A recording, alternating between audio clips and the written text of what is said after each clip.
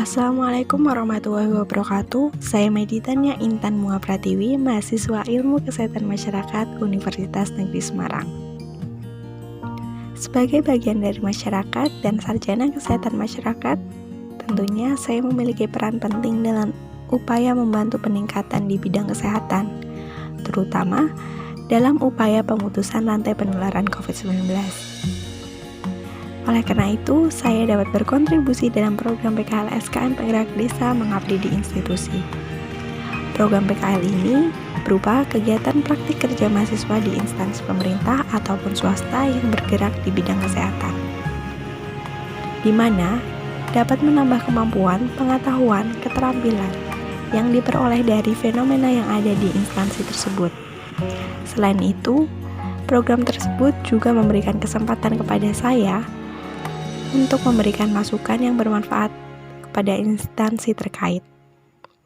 Selama program PKL ini, saya memilih Dinas Kesehatan Kabupaten Kudus sebagai tempat mengabdi.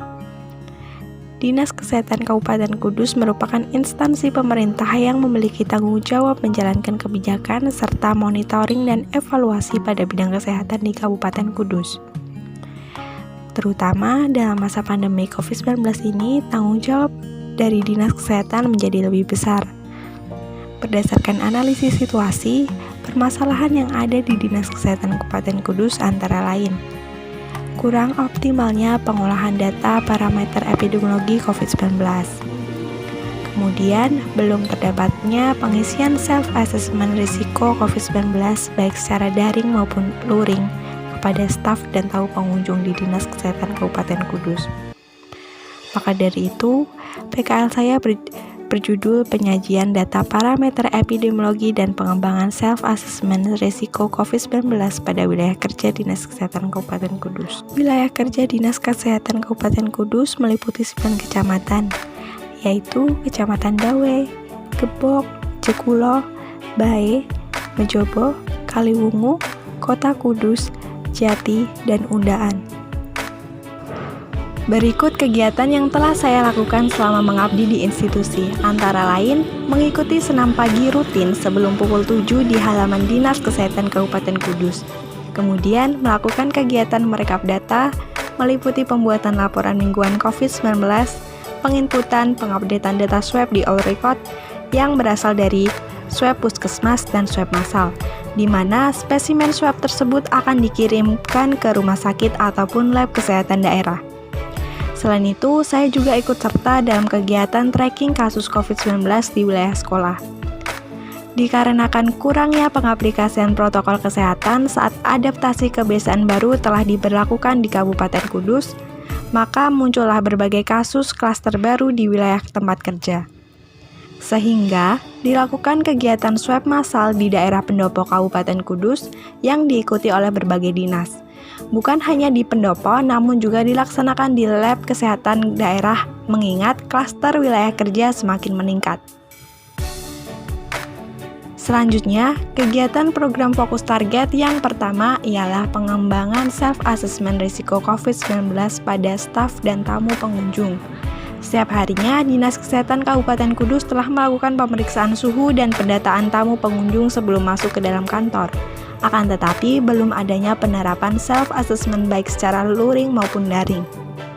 Sehingga, saya melakukan pembuatan formulir serta buku panduan pengisian, di mana dalam buku tersebut terdapat link yang dapat diakses secara daring, kemudian diisi oleh staf dan pengunjung yang mau meluangkan waktunya. Setelah membaca dan mencermati buku panduan pengisian self-assessment risiko COVID tersebut, langkah selanjutnya ialah membuka link formulir. Di dalam link formulir tersebut terdapat beberapa soal, antara lain nama, suhu, keperluan, tanggal pengisian, serta 10 pertanyaan seputar COVID-19. Responden diwajibkan untuk mengisi seluruh pernyataan yang terdapat dalam formulir tersebut dengan jujur dan sesuai keadaan masing-masing.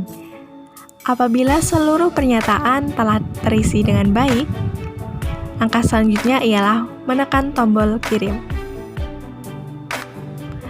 Pengisian formulir telah selesai dan berhasil. Terima kasih.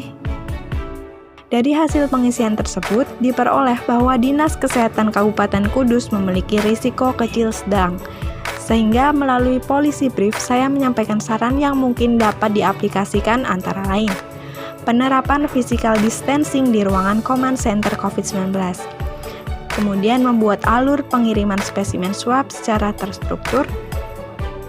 Lalu melakukan disinfeksi ruangan command center COVID-19 bagian dalam secara rutin.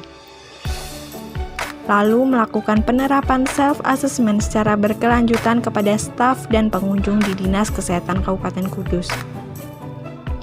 Yang terakhir, melakukan penegakan kedisiplinan pada perilaku seluruh staf dalam penularan dan tertularnya COVID-19 seperti berkerumun, tidak menggunakan masker, dan lain sebagainya. Selanjutnya untuk program kerja yang kedua yaitu penyajian data parameter COVID-19.